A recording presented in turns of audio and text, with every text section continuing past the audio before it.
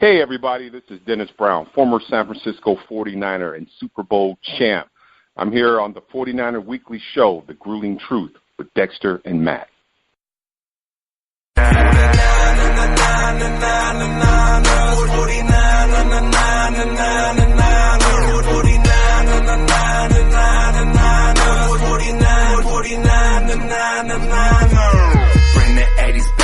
Welcome, everybody, to the 49ers Weekly Show on the Grueling Truth Sports Network, brought to you by Replenishing Care Technologies, the future in sports medicine. For more on that, please go out to thegruelingtruth.net. I'm your host, Matt Andruscavage, and I'd like to welcome in my co-host, former 49ers running back, Super Bowl 29 champion, Dexter Carter. Hey, Matt. Hey, man, glad to be back with you, although it's a somber weekend and might be a somber week, but we're going to try to make the best of it. But glad to be back with you, my man. Same here. It's definitely doesn't have the same feel as last week's show. Definitely not. Coming off a victory, thinking maybe we're going to see what happens with Kansas City, start building on this, and get to the lighter part of the schedule. But now with the result of last week's game and, of course, the injury to quarterback Jimmy Garoppolo, definitely changes things, and so it's definitely different. Yeah, it's definitely different, and it's one of those. Do you go back to the drawing table, which you really don't, because you still got your other pieces of the puzzle, and you hope you can look over your shoulder and see Beathard there waiting, and now he can step into an opportunity, to show that he's very capable, because he's our guy now for the rest of the season. The receivers were in place and playing well. The running backs were playing well. So he's going to need all of those guys, including the offensive line, and more so than anything, fostering that defense has got to step up and become, the dominant facet of the team. If the 49ers want to continue to try to get on a playoff, run. But it's going to be interesting because nobody foresaw the two major injuries to their two biggest free agents this year, not just with the 49ers, but two of the biggest free agents in the entire league. So it's going to be interesting to see if the game plan changes any, or Beathard steps in and just executes the offense the way Garoppolo did, and hopefully can execute it somewhat close, so the offense can be productive. Well, definitely. They know they have to. I mean, I know that Coach Shanahan is not going to be one of these guys that just goes, well, the season's over, we're not going to even bother. There's no way. They're just too competitive. And, Beathard's got another year under his belt. He's obviously working hard, getting to know the playbook better.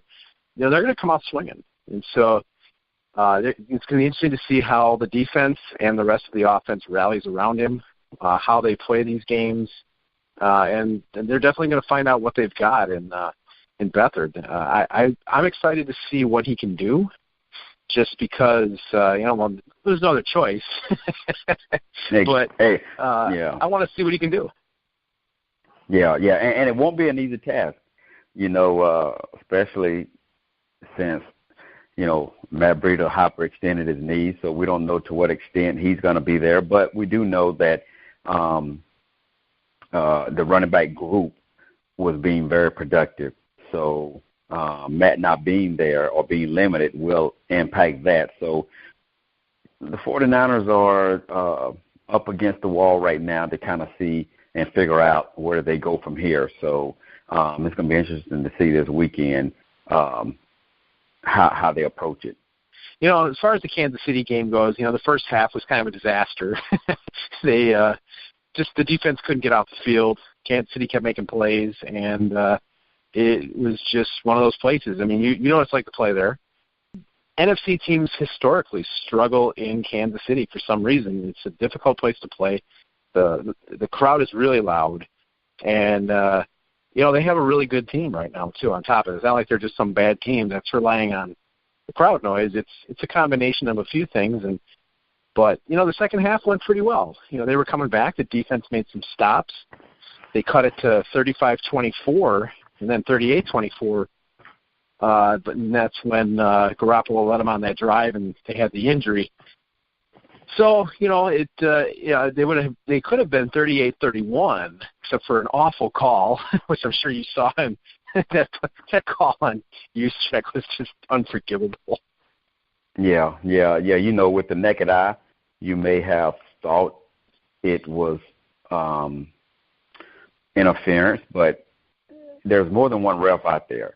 And somebody should have came into the huddle and said, guys, he was impeded from trying to get to where he wanted to get. So he didn't use his hand. He didn't use his hand to push off. He wasn't trying to sling the DB out of the way. He was impeded, and the DB ended up hurting himself by doing that. So that's tough. The referees got to come together at a time like that, because when you take away a play that was needed by the 49ers, because Kansas City didn't need any help at that point. I mean, Mahomes, he proved that he is the real deal. I mean, he is a really good quarterback. And, and those other skilled guys that they have, they were good. Kansas City defense was what we thought they were. And that's why the 49ers were able to come back and make a move there before Garoppolo got hurt, to kind of close the score there. But yeah, we've had some issues this year with, the quarterback calls as far as what's, a penalty against the hitting the quarterback, and then a call like this right here that came out of, most inopportune time for the 49ers, it's just terrible, but the team has got to pick up where they are right now and move forward. And luckily, they're playing against a San Diego, Georgia team that is in a similar situation. They got their starting quarterback, but from a performance perspective, it can be pretty competitive, and equally, competitive, even with Beathard in there. So Beathard will have a good week this week, getting all the first-team reps, and hopefully it will pay off in the ball game.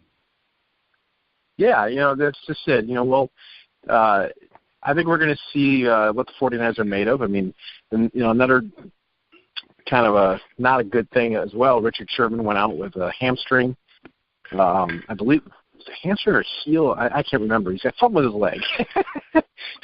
Right. Yeah. But he's for sure missing this game. But they're optimistic that he could be back as early as next week. He seems to heal up pretty well, pretty fast. And I've liked the way he looked this year. I mean, especially in the first half, Tyreek Hill burned him. He had 4 steps on him, and what happened? He caught up and knocked the ball down. I mean, that I was expecting to see a touchdown. Instead, no, the fastest player or one of the two fastest players in the league, he was able to hold his own and make a play. That's why think we got to feel good about that. Yeah. I feel good about it. One, assessing the entire play. Tyreek Hill did burn him, and if Mahomes would have thrown the ball out to the fingertips, or similar to what Goff was throwing last night to those L.A. Ram receivers, and put it out of reach of the defender, but the way he threw the ball, which was shoulder high, it gave Richard Sherman, and it's not taking any effort away from Richard, because he did still have to run and he still had to catch up. But he put himself in a position to where he was able to get his hands up, and knock the ball down. So kudos to him. And it might have been that play or a later play where he ended up hurting his calf. So it's his calf injury that's unfortunately going to keep him out several weeks. So it must have been a heck of a strain to that calf. Yeah, I mean, they said he's for sure missing this game, but I did read a report that's saying, and we'll know more this weekend, that he could be back as early as next week. It sounds like 2 to 3 weeks was kind of the timeline, so we'll see if that changes at all. But, the team's going through some injuries, but they're also seeing a lot of missed tackles. Reuben Foster, who we thought was, going to make a more of an impact, he had 4 or 5 missed tackles. That's not good. So hopefully they get some of this cleaned up. But I'm really interested to see how they approach this game. I think everyone's writing them off, including probably lots of people on our side, just because that's natural. Right. Tom Brady goes down. I'm pretty sure that a lot of people are thinking Brian Hoyer's not going to lead them anywhere. Drew Brees goes down. It's hard to believe the Saints are a contender. That's just the nature of the way this league is set up. But I'm interested to see how they're going to respond to this.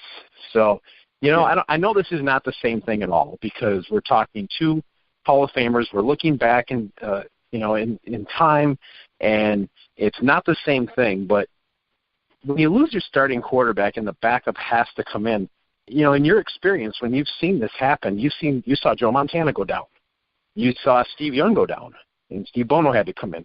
You saw Steve Young go down and have to see Elvis Gerbach come in.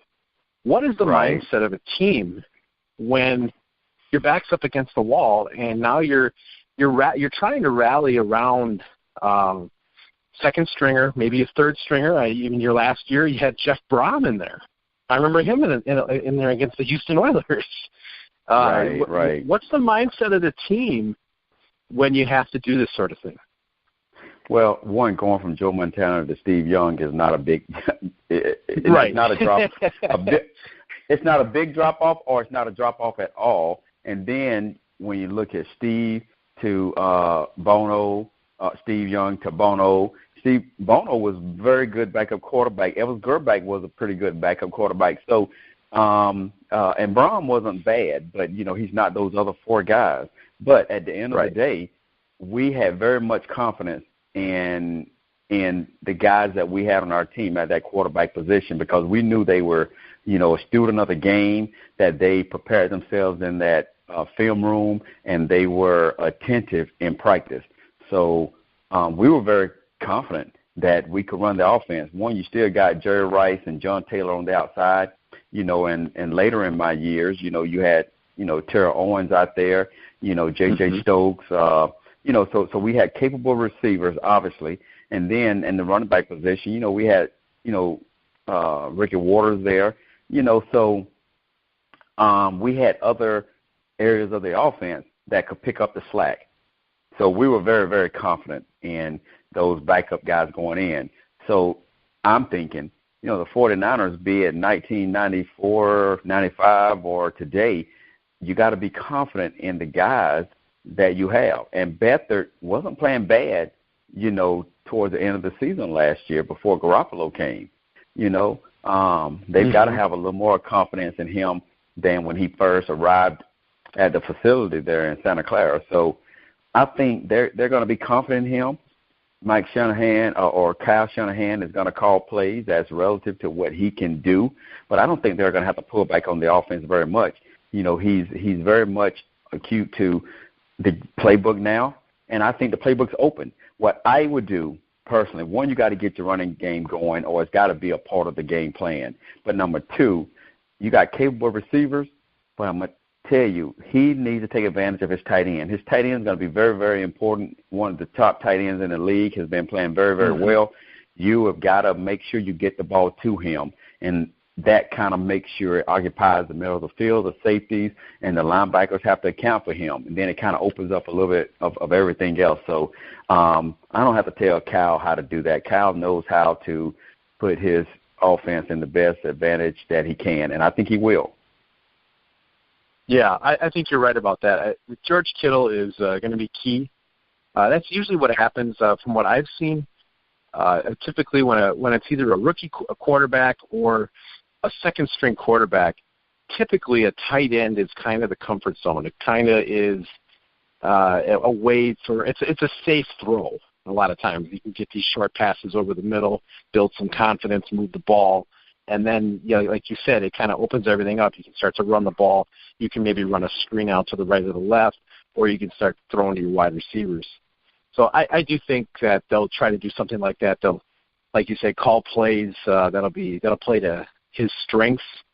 For me, I think the most important thing, because I agree with what you said, that with confidence, I think these guys are playing with confidence. I think they're confident in each other's abilities. For me, it's the defense. The defense has to step up here. They have to play better than they play. They have to get more of a pass rush. the secondary has to play like they did in the second half of the game that they played last week, where it was basically Achillo Witherspoon and backups because everyone else was out. Tart was out. Colbert was out. Sherman was out. Jimmy Ward was sitting out of some of the plays. And they held their own. I was really glad to see that. They were able to get off the field. So I feel like they got to step up, and Reuben Foster's got to play a little better, and they got to see some pass rush because if they can get off the field and Beathard doesn't have to play from behind, that should give them at least a chance. Right.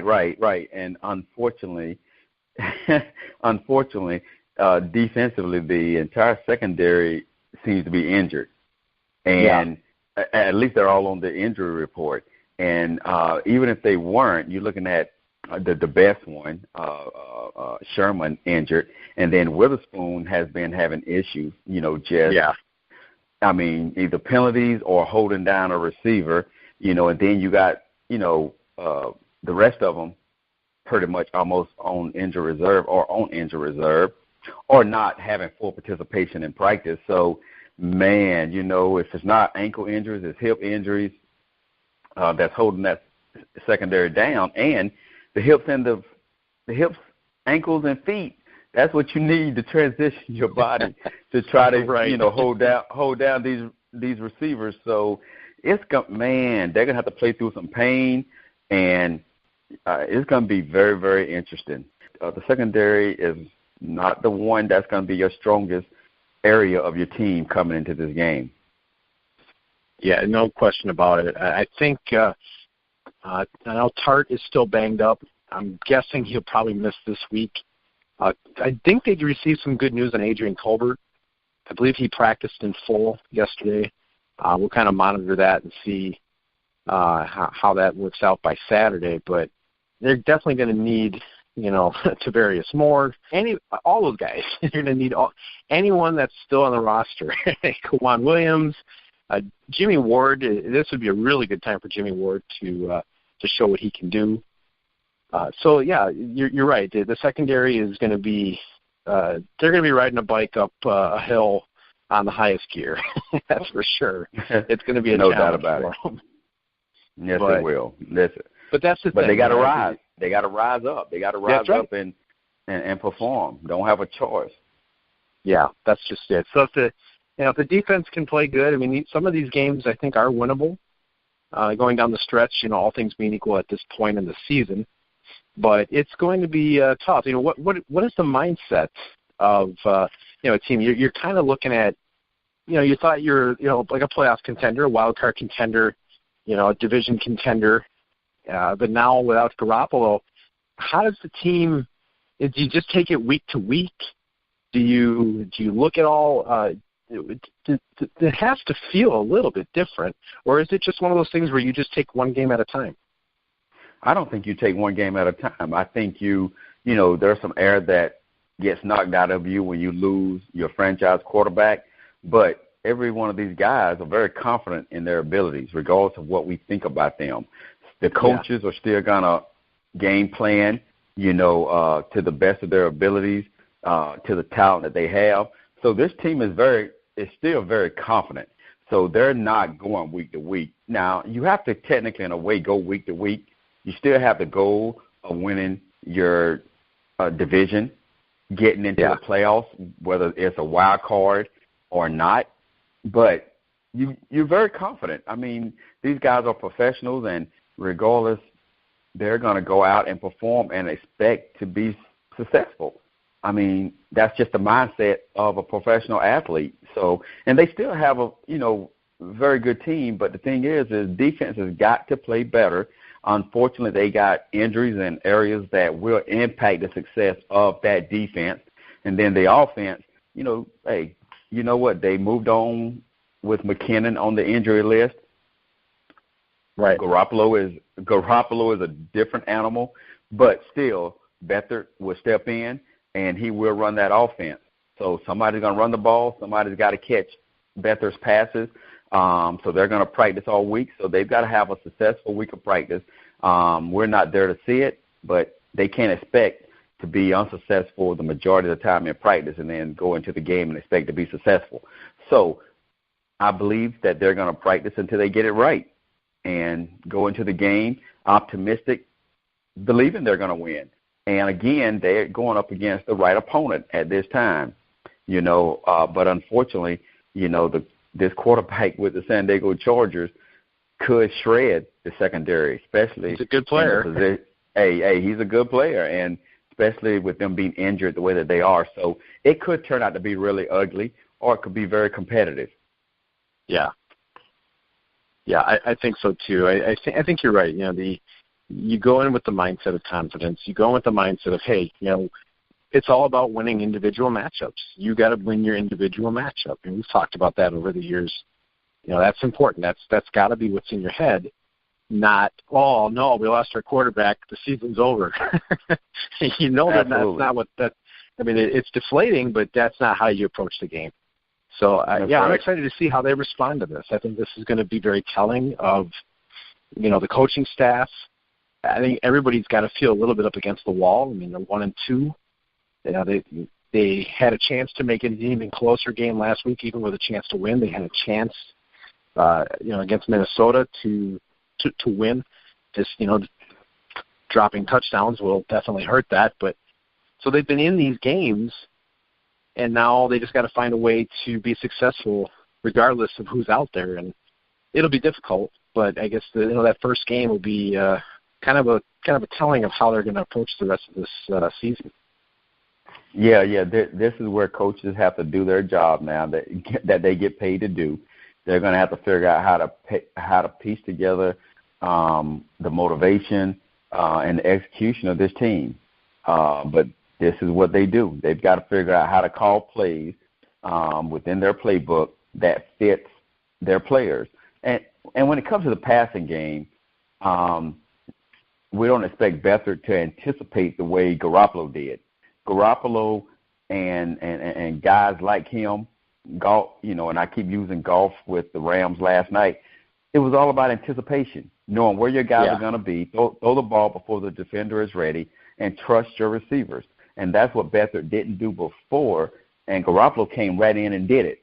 And that's what Beathard's got to do now if he wants to be successful, because that's the one area on the team that's healthy and performing well, tight end / receivers. Throw the ball, anticipate, give them a chance to catch the ball or get interfered with. That's right. That's what Beathard's got to do. Got to give those guys a chance to make a play. And so I thought there were times last year Beathard made some really good throws. I think Marquise Goodwin being back bodes well for the offense. I like to see Dante Pettis get involved. Basically, to me, if these receivers are able to get involved in the game, well, that tells me you're not going 3 and out, because you're able to spread the ball around, and these guys are able to get a number of catches. You're probably moving the chains. So, I'd like to see the receiving core and George Kittle, really everybody, because all those running backs are capable in the receiving game as well. So hopefully they can, be able to play to his strengths and move the football. Because if Beathard can be turnover-free and confident, and like you said, be able to anticipate, well, that's something you can work with. Right. And Pettis has shown to, at least I didn't think he would be one of the top rookie wide receivers this year. Yeah. And he's performing extremely well. Yep. Every time I've seen him, the guy runs really good routes. He finds ways to get separation.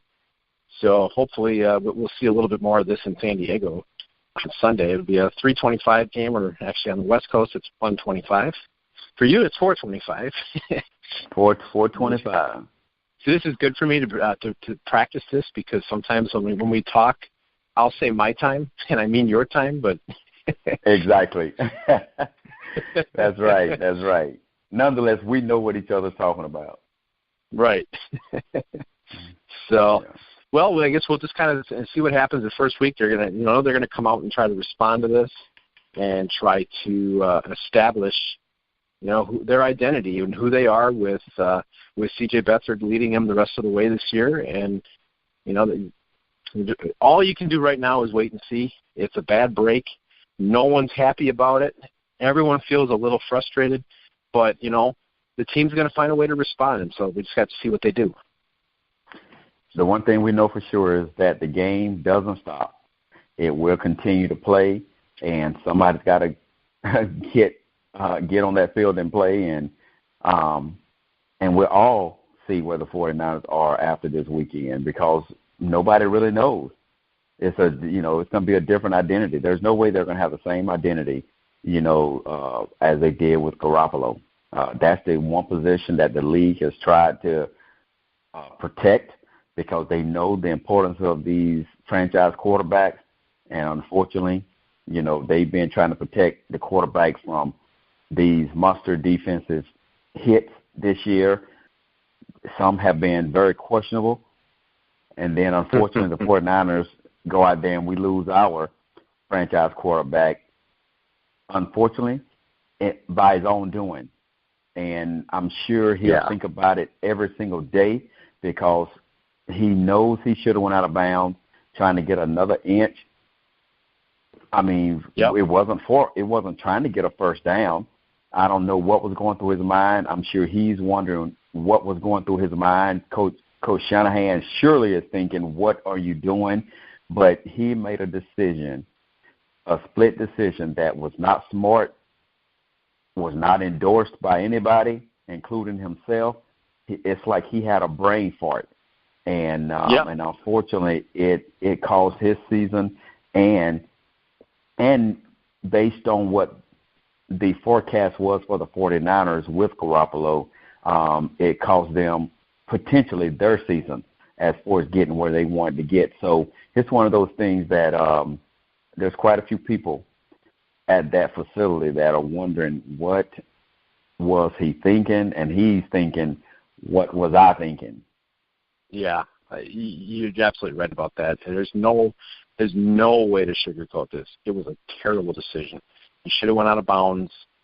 You don't cut back in, and with three defenders around you when you're the quarterback, you just go out of bounds. You get what you can get. They were going for it anyways. Yeah. There's just no reason to sacrifice everything. I mean, he probably didn't think anything could happen, but I'm sure it's something where he's going to look back and go, well, I guess I'll probably never do that again. But it's so unfortunate that something like that had to happen. Yeah, the only thing that I could think, and total assumption, is that DB must have said something to him in pregame or the game. And when you're running the ball, me personally, I don't see exactly who that person is. I just see a shadow. I don't know if it's a DB, linebacker, or defensive lineman. The only thing that makes me aware is what level I'm on. So on the first level is defensive line, second level linebacker, third level secondary. But I don't know if he saw who it was and he felt like he could take that guy on, or because there's no way he looked, identified the guy, and knew that he was a big linebacker and said, I'm going to take him on. He had to know that it was a secondary guy, and he just decided he would go hit him. I'm stuttering because I just can't understand what he's thinking when there's so much on the line, and how valuable he is to this team and how valuable the position is in general to this league. He just had a brain fart, had to. Yeah, there's really no other explanation to it. I was so dumbfounded when I saw it. I couldn't believe it. I just remember sitting there going, I wasn't even yelling. I was so stunned. I was just sitting there like, why didn't you go out of bounds? Why? How could you do that? Yeah, and I'm sure, all the 49er faithful out there was thinking the same thing. And all I can say is this, hey, we came into the season optimistic. Yes, the air has been let out twice with McKinnon and with Garoppolo, but we got to figure out a way and find out a way just to continue being the faithful that we all are, support this team, because we still have a good team. Still have, in my opinion, a really good head coach that is going to figure it out. He's going to figure out how to put the pieces together and call plays. That's an advantage for our players, and the players got to make plays. When there's a play to be made, they got to make that play. Every play counts now, even more so than before. That's just it. They have to find ways to not have penalties. They have to find ways to win their matchups. And, if Beathard gives a receiver a chance, they got to go make the play. A lot of times when you got a franchise quarterback, you can kind of let them make a lot of the plays, make it easy for everybody. But now everyone's got to shoulder more of the burden now. So that's just a matter of shouldering it. Absolutely. That's it. Nothing more, nothing less. Just stay faithful and, try to get this win this weekend.